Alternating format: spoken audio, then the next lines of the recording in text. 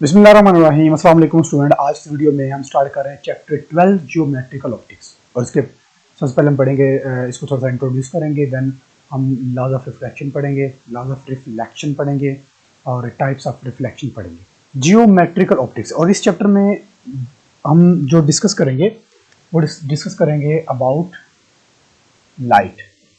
वहाँ जो main focus होगा वो लाइट होगा। इसके अंदर हम पढ़ेंगे मिरर के बारे में, लेंस के बारे में और इमेज फॉर्मेशन के बारे में। ठीक, इनके बारे में हम डिस्कस करेंगे। तो सबसे पहले हम बात करते हैं reflection.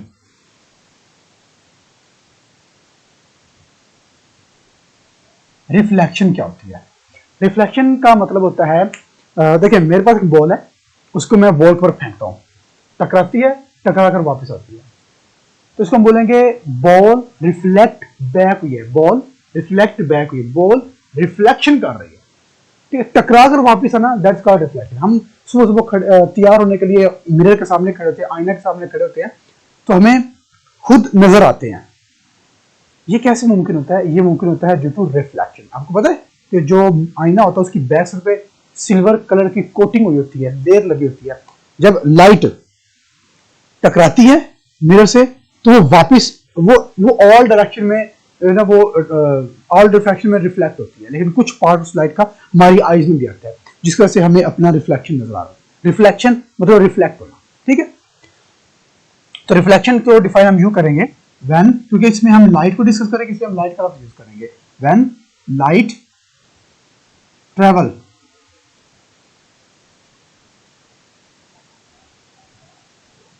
in the medium, it fall on the other medium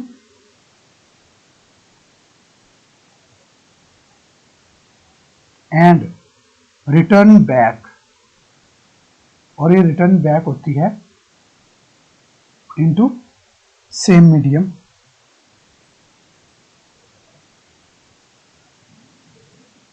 is called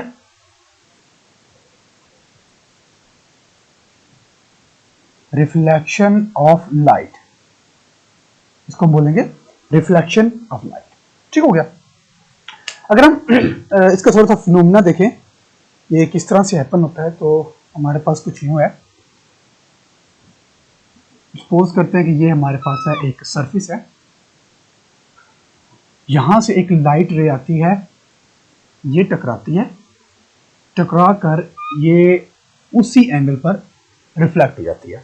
बिल्कुल वैसे जैसे आप स्नोकर खेल रहे होते हैं ना, आप शॉट खेलते हैं, आप स्टिक से की बॉल को हिट करते हैं। अगर इस तरह से बॉल होती है आपकी कि एक बॉल ये पड़ी है, एक बॉल ये पड़ी है और एक की बॉल ये पड़ी है।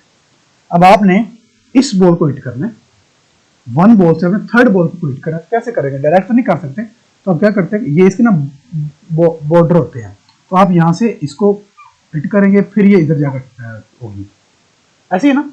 इसको बोलते हैं रिफ्लेक्ट करना। आप रिफ्लेक्ट करके दूसरे को हिट करते हैं, तो ये बिल्कुल वही वाला फिनोमेना है हमारे पास रिफ्लेक्शन का। इसमें हमारे पास एक नॉर्मल लाइन होती है, ये वो वाली लाइन होती है, इसको बोलते हैं नॉर्मल लाइन। क्या बोलते हैं इसको? नॉर्मल, जो कि सरफेस के ऊपर 90 डिग्री पर होती है। और ये नॉर्मल इसलिए ड्रॉ करते हैं कि हम एंगल मेजर कर सकते हैं। दो तरह के हमारे पास एंगल बनते हैं। एक हमारे पास एंगल होता है दिस वन, इसको हम कहते हैं I. I stand for angle of incident,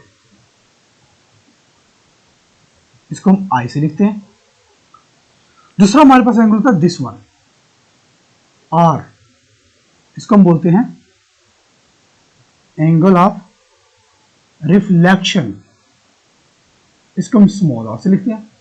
तो याद रखना है आपने कि एंगल ऑफ इंसिडेंट और एंगल ऑफ रिफ्लेक्शन दोनों इक्वल होते हैं। इनके जो हमारे पास होगा एंगल ऑफ इंसिडेंट वो इज इक्वल टू होगा हमेशा एंगल ऑफ रिफ्रैक्शन के। ठीक है, जितना, वही बात है ना, स्नोकर में जितना आप एंगल बॉर्डर के ऊपर मारेंगे उतनी ही आपको नेक्स्ट रिफ्लेक्शन मिलती है। ठीक हो गया, ये कुछ इस तरह से होता है, ये इधर और ये। अब नॉर्मल लाइन कौन सी होती है? नॉर्मल लाइन ऐसी लाइन होती है which drop perpendicular on the surface, which is perpendicular on the surface, हम कहते हैं which is perpendicular to the surface, जो कि सरफेस पर परपेंडिकुलर होती है, उसको हम बोल देते हैं नॉर्मल। और इसी नॉर्मल के साथ हम अपना एंगल ऑफ इंसिडेंट और एंगल ऑफ रिफ्लेक्शन मेजर करते हैं। याद रखना, जो इंसिडेंट एंगल होता है वो भी, जो रिफ्रैक्शन एंगल, रिफ्रैक्टेड एंगल होता है वो भी हम मेजर करते हैं नॉर्मल के साथ। ठीक हो गया। अब इंसिडेंट एंगल कौन सा होता है? ये इंसिडेंट एंगल वो एंगल होता है, चलो इसको ना रेज करके हम,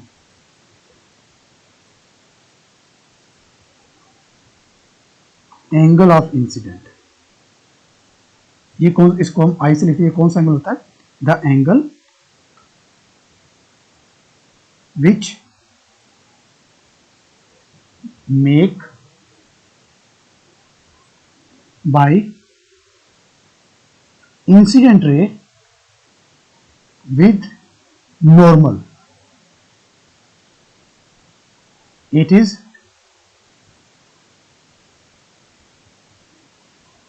represented by I, इसको हम I से रिप्रेजेंट करते हैं।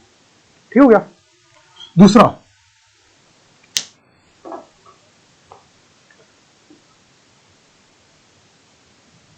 Angle of reflection,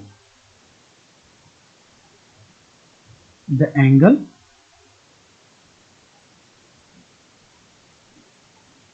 which make by reflected ray with normal, it is represented by R. ठीक हो गया, ये हमारे पास हो गया। क्लियर। इसके बाद हम बात करते हैं लॉज ऑफ रिफ्लेक्शन की। रिफ्लेक्शन के कुछ लॉज होते हैं, लॉज ऑफ रिफ्लेक्शन। इसके 2 लॉज होते हैं, ये शॉर्ट क्वेश्चन में बहुत इंपॉर्टेंट है, शॉर्ट क्वेश्चन में जाता है। एक लॉ हमारे पास होगा incident ray,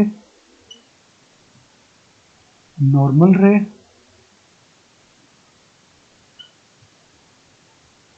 and reflected ray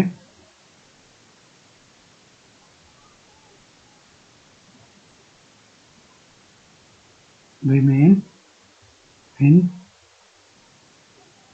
same plane, ये सेम प्लेन में रहती है। दूसरा, angle of incident is equal to angle of reflection, यानी कि angle I is equal to angle R. ठीक हो गया। ये 2 लॉज आपने अच्छे से याद रखना, ये बहुत इंपॉर्टेंट है। इसके बाद रिफ्लेक्शन की टाइप्स होती हैं, मैं इसको रेज करता हूं। रिफ्लेक्शन की टाइप्स होती हैं, रिफ्लेक्शन की 2 टाइप्स होती हैं, टाइप्स ऑफ रिफ्लेक्शन।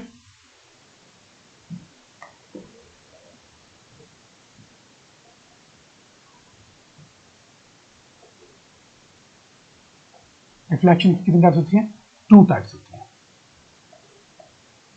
एक होती है